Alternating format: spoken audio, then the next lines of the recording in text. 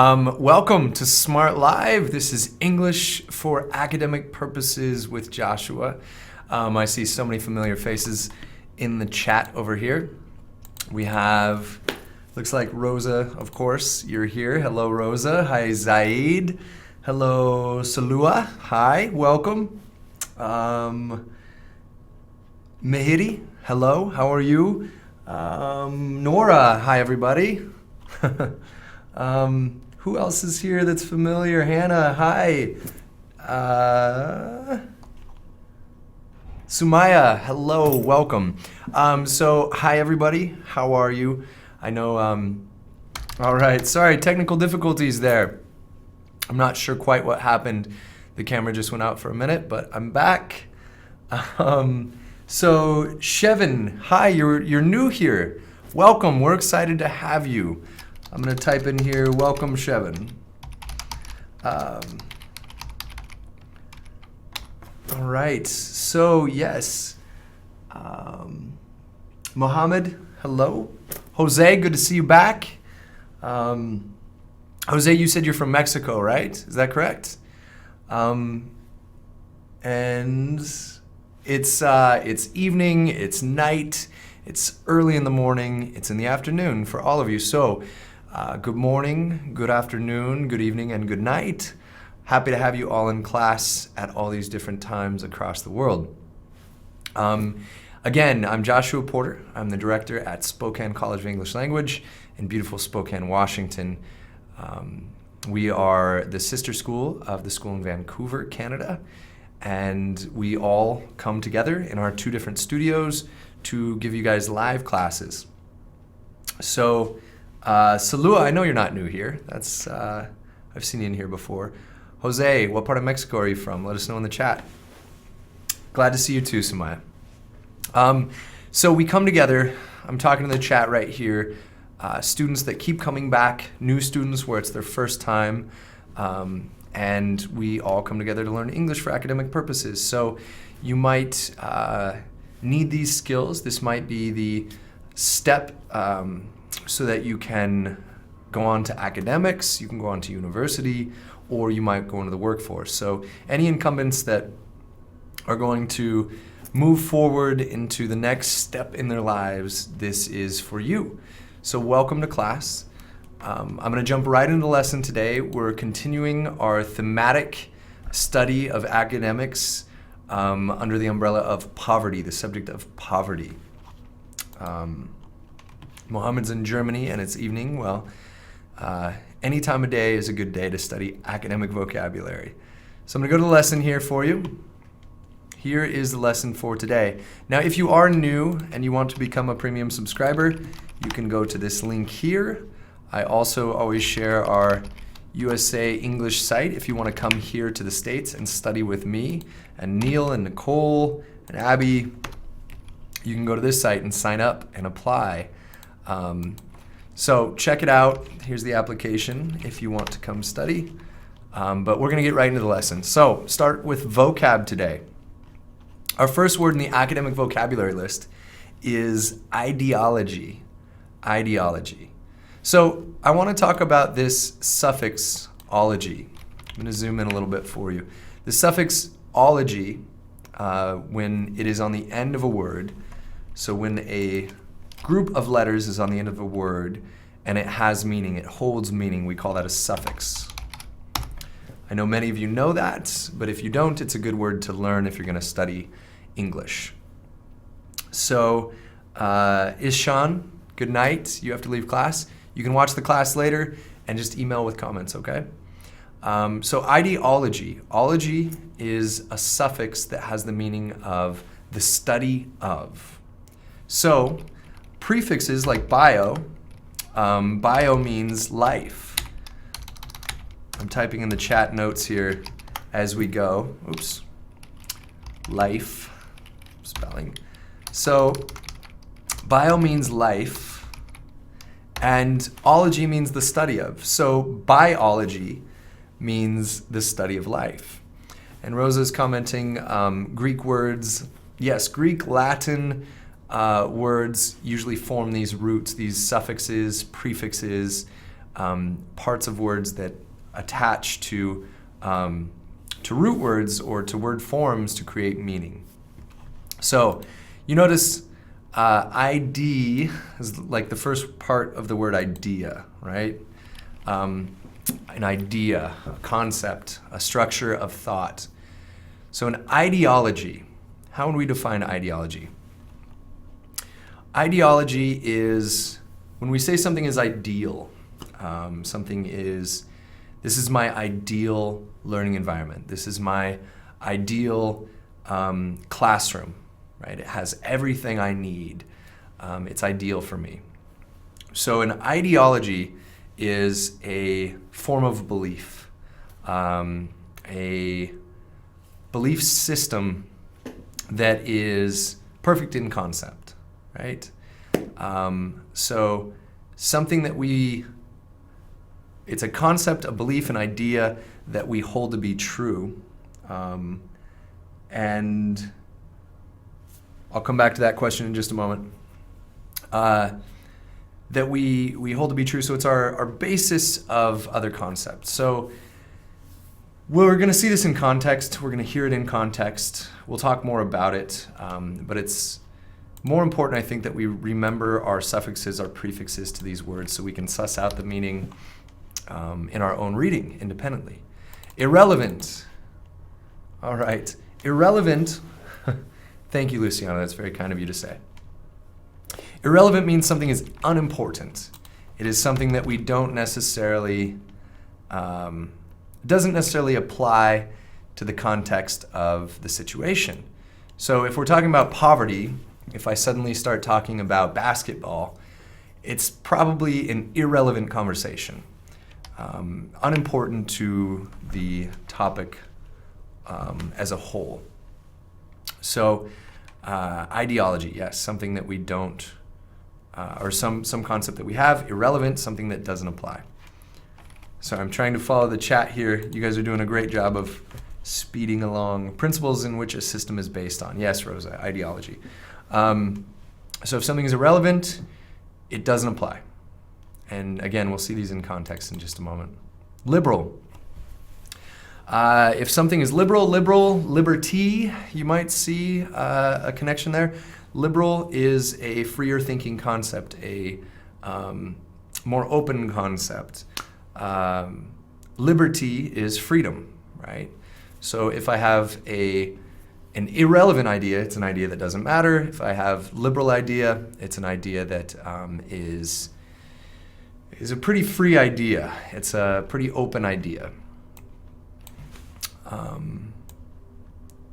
Yes, another good set of definitions there. So I'm going to go rather quickly through our vocab so that we can really focus on the listening in the context of poverty today. Bracket. Bracket. The easiest way to describe a bracket is to come up with a synonym. Yes, Rosa and Nora. Open-minded, it would be a synonym of like liberal thinking, open-minded thinking, yes. Bracket, okay, so I'm going to keep moving forward. A bracket is one way to organize information. I know that there are lots of systems of charts and organizational structures. We've talked about some of them in our note-taking classes. Again, this is a word that I want you to see in context, so let's not focus too long on that word. Combat. Combat is a verb that means to fight. It's as simple as that. Conservative, and there's a capital C there.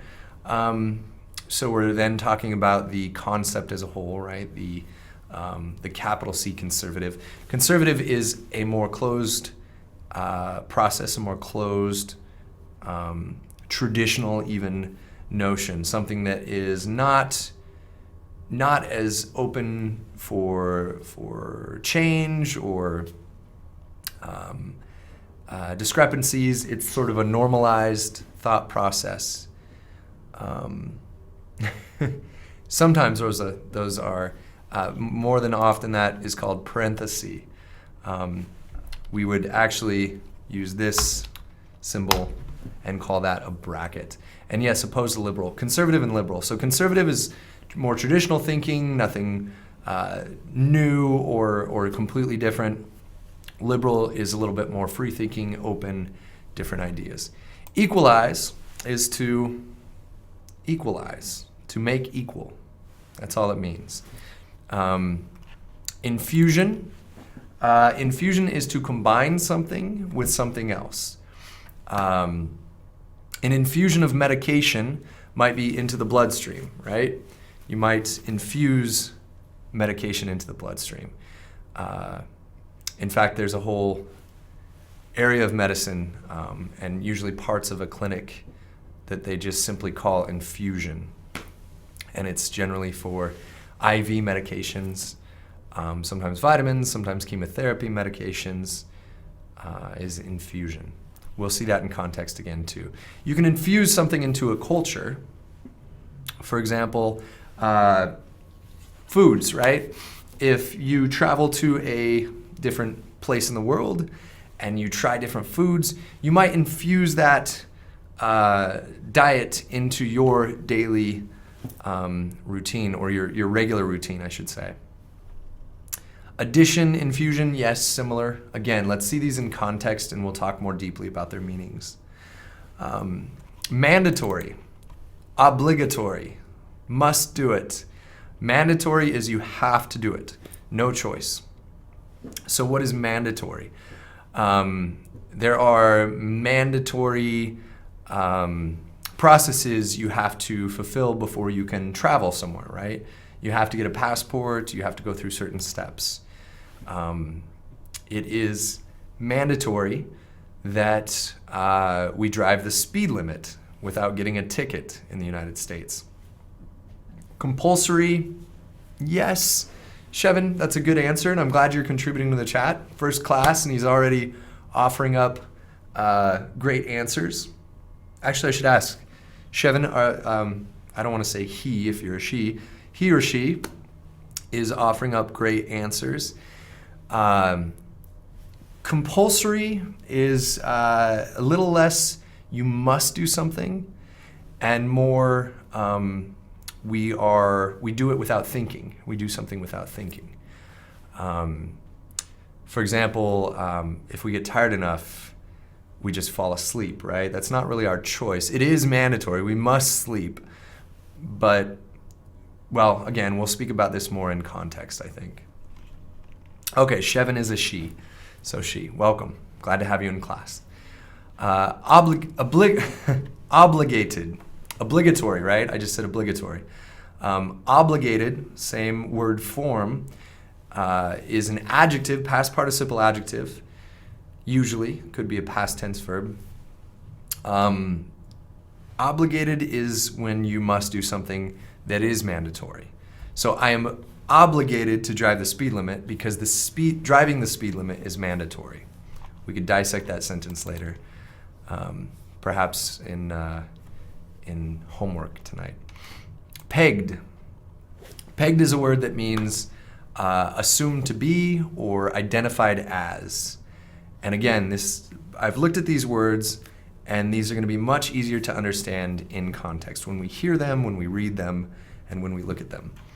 Shevin, yes, forced. Obligated could be a synonym of forced. Pension. Your pension is the money you get from a job when you retire. That is called your pension. It is the usually reduced wages for the amount of time that you worked. Social democratic. So this is a different form of government, which is an ideology, a thought process. And we're going to look at those differences in just a moment. Stemming, usually collocated with the word from, stemming from. Stemming is, we think of a stem to a plant. A stem is like the first part of a plant, right? Flower stem, a rose's stem has thorns. Stemming from is sort of like identifying the root, where something came from, the source. And tendencies. Tendencies are like your expected behaviors, or accustomed habits, right? Things that we would believe to be true. So American diet tendencies tend to include, I guess I shouldn't use that twice. Tendencies of Americans in their diet include eating fatty foods and not necessarily adding healthy foods to their diet. The beginning of something. Yes, Luciana, that is correct. Okay, so we're going to open this document. If you're a premium subscriber, you can follow along. This is 5-3A in English for academic purposes. And we're going to look at some of the context here that we have. And then we're going to go into the listening. So we're not going to spend a lot of time on this. I just wanted to describe what we should be doing and also make a quick announcement to our premium subscribers about your homework and your corrections, which I know I have been a little bit late in getting to you, and I apologize. So this will be the homework for today. I'd like you to go down through this and look at the word, identify the form, and come up with a synonym. And then you can take notes here as we go. So if you are a premium subscriber, go ahead and make a copy of this exercise, and you can fill these out as we go. We're going to do the pre-listening questions. Whenever it says discuss with your group, just discuss as if we are discussing it now in the class, and make any notes. So use this area to make notes about what we talk about during class here and what you hear. And then lastly, we'll try to identify the general statement, thesis statement, and you can take further notes as well. And don't worry about this, premium subscribers. We're going to talk about this next class, okay? So do not worry about number 6 as part of the homework. We're not going to do that right now. We're going to do that later. So back to this. We are going to go over these pre-listening questions in the chat and then talk about our thoughts. So I want to make sure we understand that the concept of poverty and the definition of poverty is different from country to country, and it's not simultaneously and paradoxically. Poverty can be defined by standards set within a community, but can't always be easily identifiable just from sight or understanding of a person's education level or health, general health. But those things are intricately related, and we've talked about them before in past classes. So for this purpose, you can apply poverty either globally, the macro scale of poverty, world poverty, or you can apply it locally and talk about your region of the world, because we had a great discussion a couple classes back in the chat about what poverty looks like in different countries.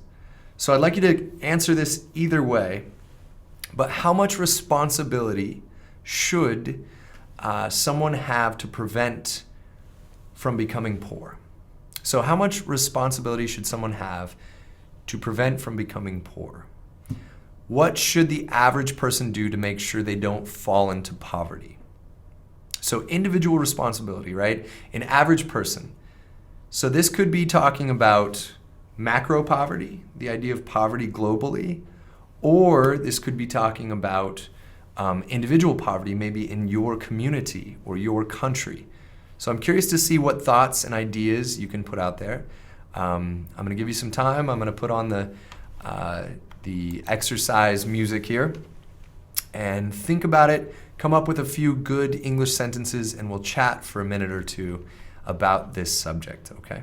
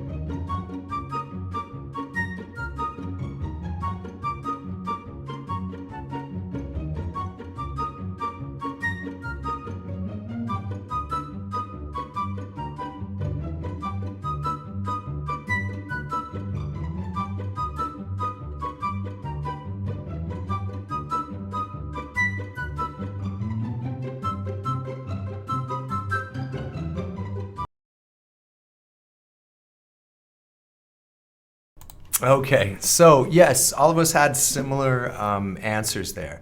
Manage our finances, get an education, work hard. I will say that unfortunately, getting an education is usually related, whether you can get an education or not, is usually related to your finances, because education costs money generally in most countries. Some countries have good free education programs, but what does that lead to? If we don't get a good education, it's more difficult to get a good job. But I do agree with everyone that says you must work hard and try to be savvy with your finances. Save your money if you can. And Shevin, our new student, she says that education is the first step. Yes, and there are many ways to get an education. Not all of them cost money. This is one good example, right? You're studying for free. But we usually reach limitations on that. We can study so much, and sometimes there are opportunities that we have to work even harder for. Maybe you have to get a scholarship, or you have to work a very difficult job for a while until you can save up and pay for school. But all of that is hard work. It's different versions of hard work. Jose wants to invest his money. What would you invest your money in, Jose? Don't spend more than you earn. Always good advice. Yes. Let's look at our second question here. So this is just getting our minds thinking in the idea of poverty and the concept of poverty, so we can look at our academic, we can listen to our academic lecture here, and then we can look at some of those words and how they were used in context. So of children, workers, and the elderly Who do you think should get the most help when it comes to reducing poverty? Rank all three from least important and discuss why you chose that order. So, rank all three from least important. So what does that mean? We talked about the word rank, and as a synonym for another vocabulary word that we were talking about a couple weeks ago, we want to order them numerically or top to bottom, bottom to top, in an order that shows least important to most important. We talked about oxygen or air, food and water. We were ranking those three things, if you remember. What is least important in those three? Food. You can survive for a longer time without food than water. Second least important is water. You can survive longer without water than you can without air. Air is most important. So let's do the same thing. Let's make a list, 1, 2, 3. Number 1 is going to be the least important. Who should get the least help of the three in those options? Children, workers, or the elderly? Who should get the second least? And then who should get the most? Okay? So take a minute, think about it, and don't just answer your immediate reaction. Truly think about it for a minute, and then be prepared to give a reason why, because I'm going to ask you why in the chat. All right? So take a little bit longer. Think about that and then chat about it with other classmates and me, all right?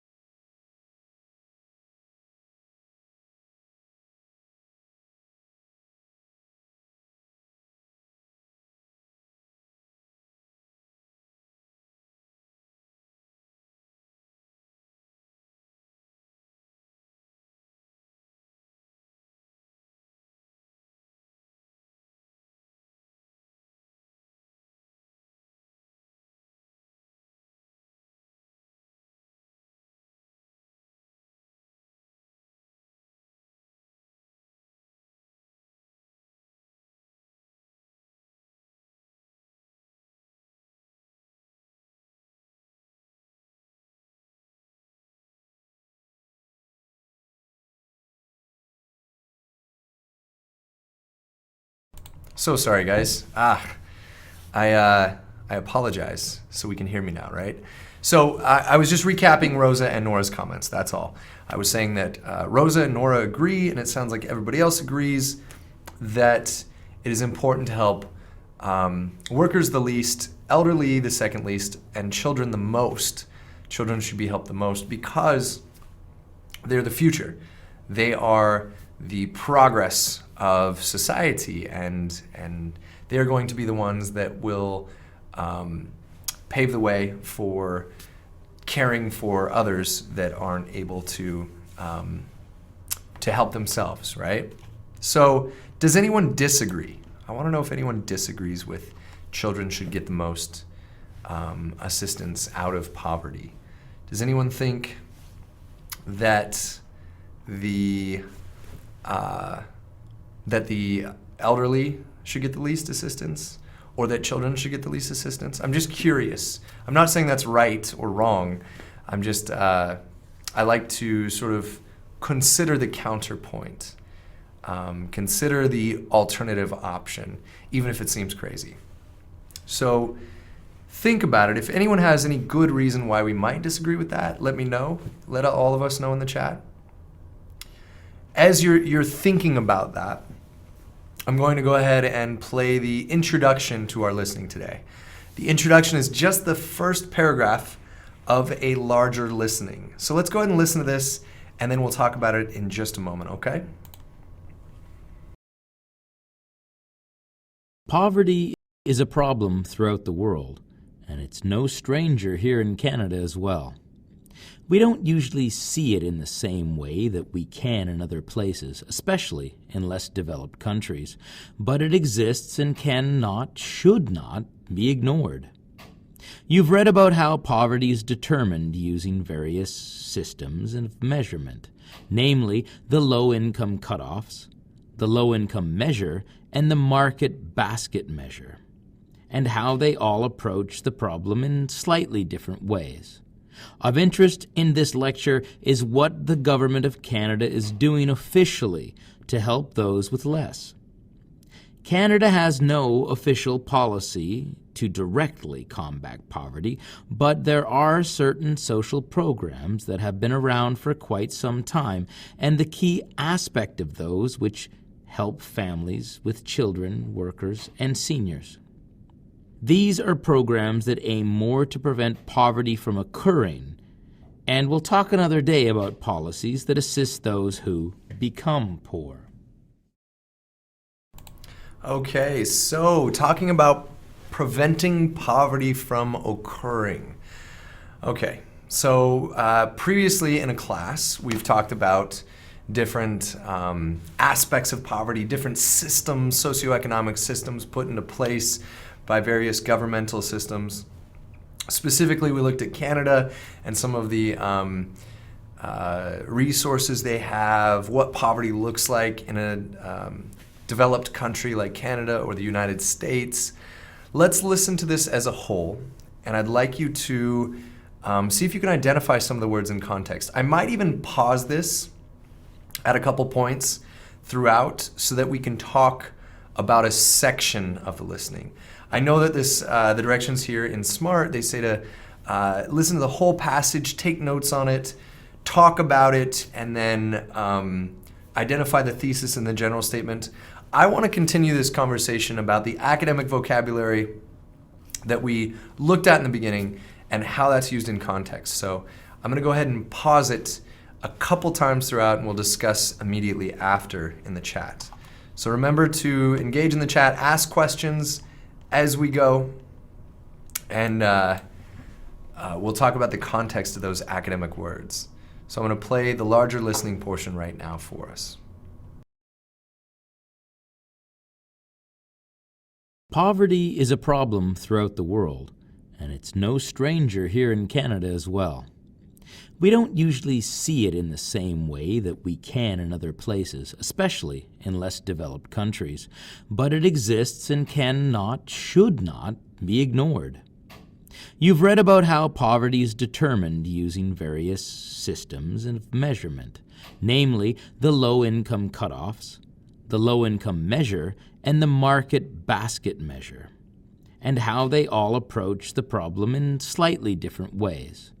Of interest in this lecture is what the Government of Canada is doing officially to help those with less.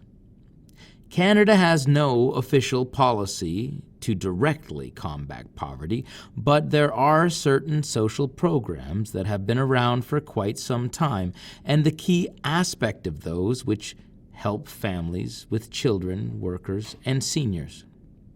These are programs that aim more to prevent poverty from occurring, and we'll talk another day about policies that assist those who become poor.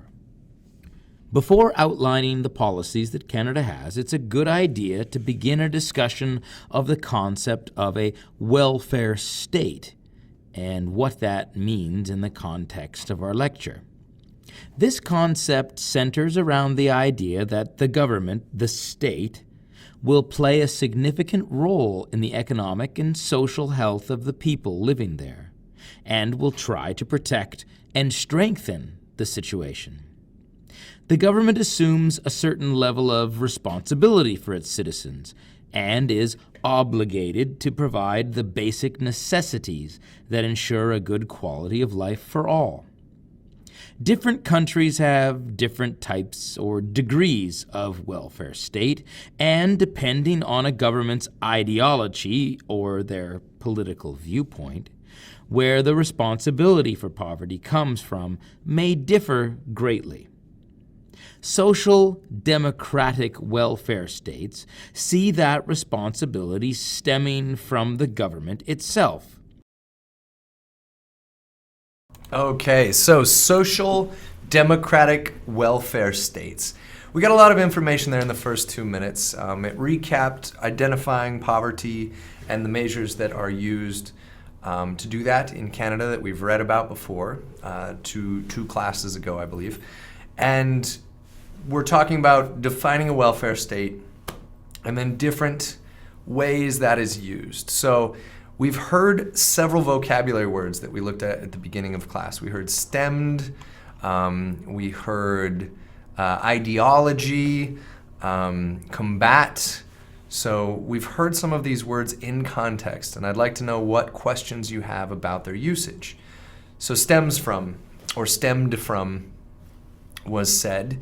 And I'm going to rewind and play just the last couple sentences so we can talk about some of these vocabulary words in context. Citizens, and is obligated to provide the basic necessities that ensure a good quality of life for all. Different countries have different types or degrees of welfare state, and depending on a government's ideology or their political viewpoint, where the responsibility for poverty comes from may differ greatly. Social democratic welfare states see that responsibility stemming from the government. Okay, so stemming from the government. What other words did you hear in that? Obligated, yes, good point, Luciana. Okay, social democracy, Rosa says believed the poverty stemmed from the government itself. Yeah, so stemmed from the government itself, and as I said, stem is commonly collocated with from. That's a common collocation. So stem from means comes from, originates from. Ideology is the viewpoint. Yes, good.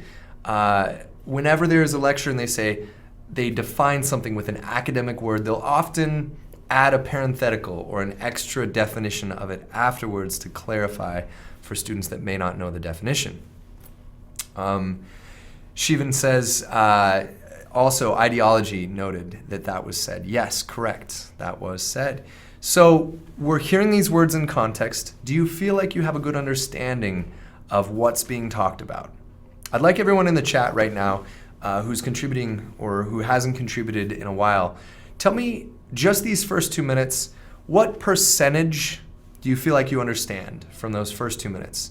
Do you feel like you understand 100% of what is being talked about? Do you feel like you understand most of it, like 80%, there's a few words that you're unsure of in your listening practice? Do you feel like you understand just half of it, 50%? Are you really struggling? Do you only find a couple words recognizable? You only understand about 20%, 25%? Let me know. Just tell me what percentage, there we go. Tell me what percentage you feel comfortable with. Like, if I only feel comfortable with 75% understanding. Sorry, there I am. I apologize. If I only feel comfortable with about 75% of the understanding, I say, I only know about a little bit of it. It's fast. Okay, so Luciana feels like 90%. She understands most of it, but it's a little quick. Rosa says also 90%.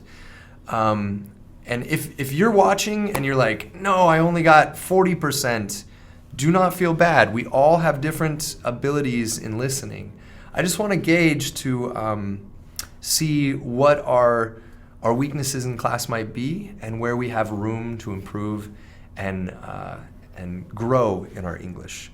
Okay, Mehdi says about 80%. Jose says 70, 80%. Good. This is good. I like to know where everybody feels in their listening ability.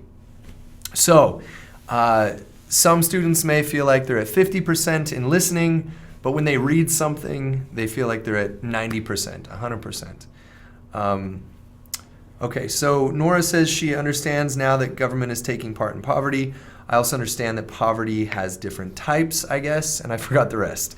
Good. It's good to do that, to try to summarize out loud what we've heard. Yes, the government is taking part in poverty, and specifically in the idea of combating poverty, of stopping poverty. Okay? Shivan says, I almost understand 90%, but I prefer to read the paragraphs so you can follow the text. That is good, and sometimes we do that. Sometimes we will listen and read at the same time. But it is also important practice to try to listen without reading the text by just using our ears. So we have just enough time in class to finish the listening, and then we're going to do a little bit of discussion about it in the chat afterwards. And when class ends, I'd like us to try to, if you're a subscriber, summarize this listening. Summarize this in your own words. You don't have to use the academic vocabulary, just like Nora did, and include that in your homework for tonight, okay? So take notes. If you're a premium subscriber, you can listen to this again later and try to summarize, but I'd like you to do that. Just a short summary. Remember, summary is saying all of the information, the important information, in less space, a smaller space, okay? All right, here we are going to listen to the rest. Go ahead and take notes, use some of the strategies that we talked about, and then we will talk about it after, okay? Itself, while liberal ones believe the market should determine their fate. Lastly, conservative welfare states see the family being held responsible for its own members so that they stay fed and clothed.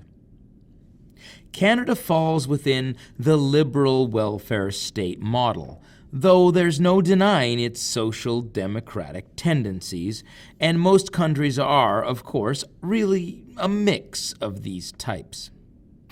Many of the policies we'll discuss later have appeared in conservative or social democratic welfare states, for example. It is how a country views itself as a welfare state that seems to determine its effectiveness when it comes to combating poverty. The effects of the economy and the demographics of the situation, that is, the number and types of people, have far less relevance when it comes to the state's effectiveness at preventing poverty. The makeup of any government's ideology is irrelevant when it comes to dealing with poverty, and it is the policies that make the largest difference. So, let's take a look at some of these policies that Canada has to prevent and reduce poverty levels. We'll focus on 3 key areas of assistance and the programs inside each that have been around for quite some time. These areas are assistance to children and families, assistance to employees, and assistance to seniors. Help with the basic necessities of raising a family is of great importance to most Canadians, and there are 3 basic programs currently in place to relieve some of the burden of raising a family. The idea is that based on income and family size, there is certain money that can be given back to families to offset the cost of living and try to equalize the situation between rich and poor slightly better. Okay, so we're making great notes in the chat. Good job. We're identifying some of the vocabulary words that we have studied at the beginning of class or just briefly talked about. We're hearing them in context now. Remember, I said context is so important when we're learning our vocabulary words. We need to see how they're used.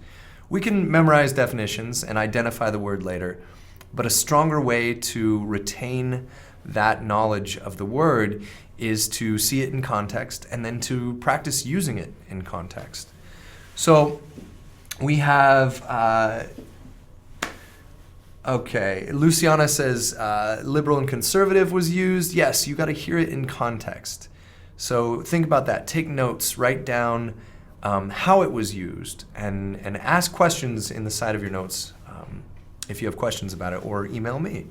Canada is a mixture of liberal and social democratic policies and systems that help to combat poverty or try to combat poverty.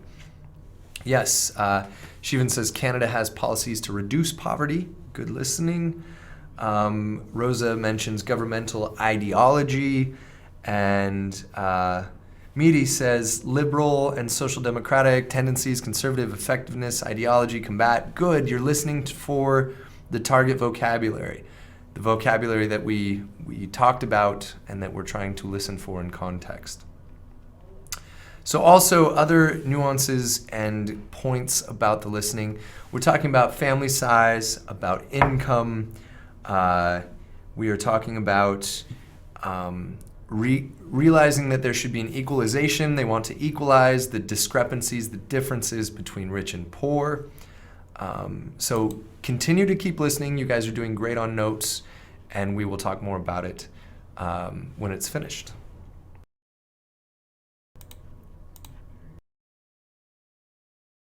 This is by no means meant to solve the entire problem, but is designed to act as assistance. The first program is the Canada Child Tax Benefit, or CCTB, which is a tax-free monthly payment to families. Payments are made for each dependent child in the family under the age of 18, the age of majority in Canada.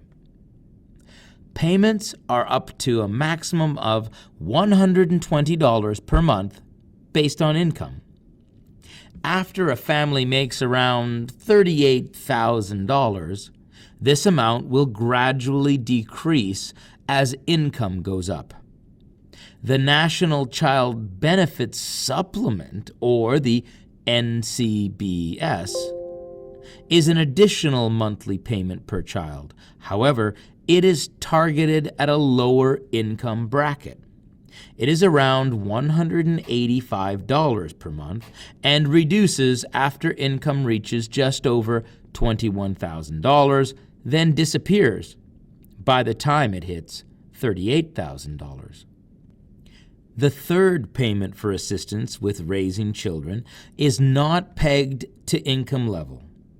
The Universal Child Care Benefit, UCCB, provides a monthly payment of $100 per child until they reach the age of 6, regardless of income. But unlike the other two payments, this one is counted as family income, and taxes must be paid on it at the end of the year. Experts are unclear whether or not these measures by the federal government have had or will have a substantial effect on the reduction of poverty in Canada. But it is agreed that there is always some positive result from the infusion of more cash into the situation.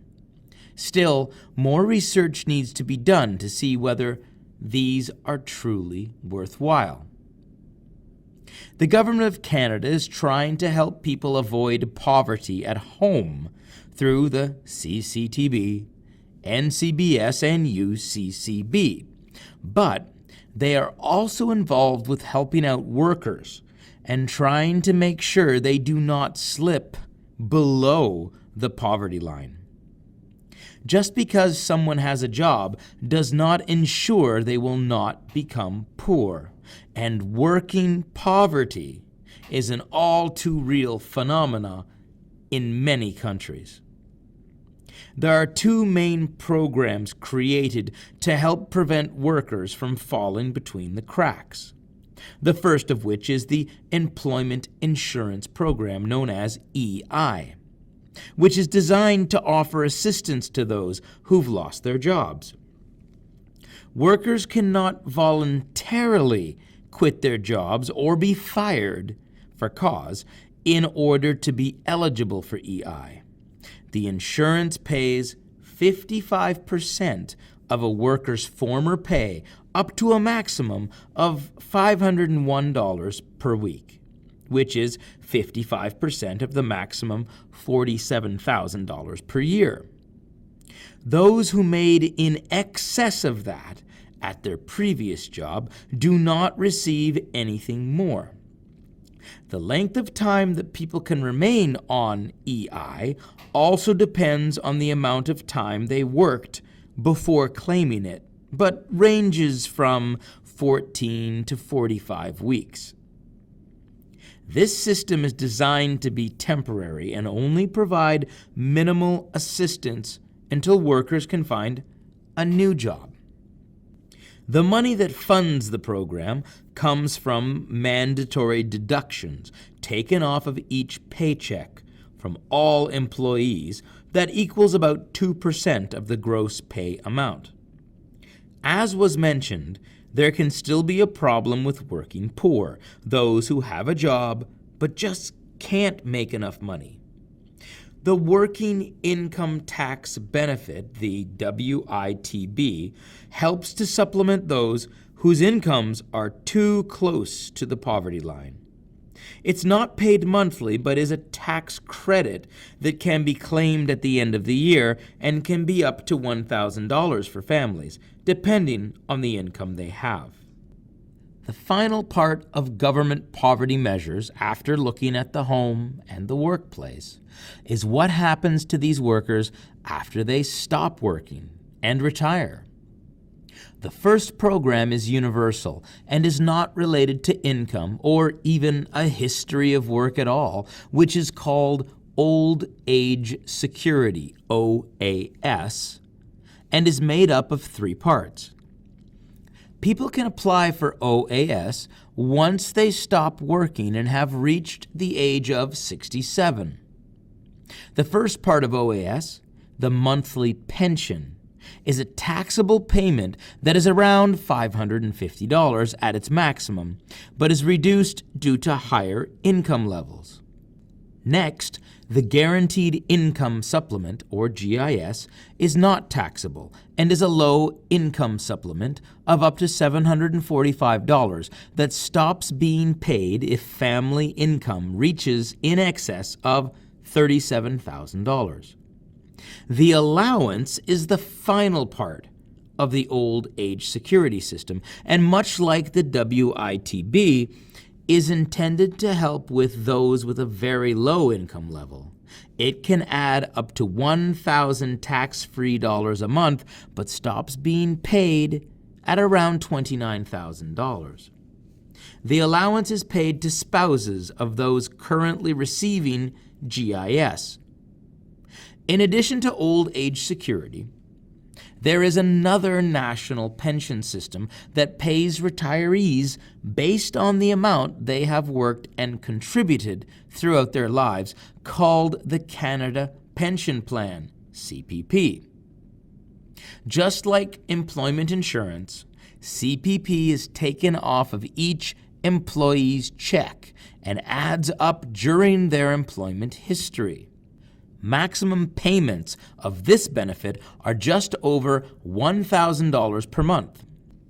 As can be seen by these two post-retirement pension plans, they are not designed to be the sole source of income for someone after they retire, and it is still people's obligations to save and plan for their own retirement. These are supplemental pensions only, and there may be other pension plans offered by employers in addition to them. Even without specific anti-poverty programs in place and the controversy that surrounds that, Canada does have social welfare programs that work to help people from dropping down below the poverty line. They target families, workers, and seniors such that there is a bit of a cushion between them and becoming poor. These measures are by no means enough to allow people to rely on them alone, and some argue this is a good thing because it will motivate people to lift themselves out of their circumstances. However, others do argue that poverty is a trap that is too hard to get out of entirely on one's own. Overall, Canada has taken steps which must be seen as a good thing, and perhaps, after further research or investigation, more can be done in the future.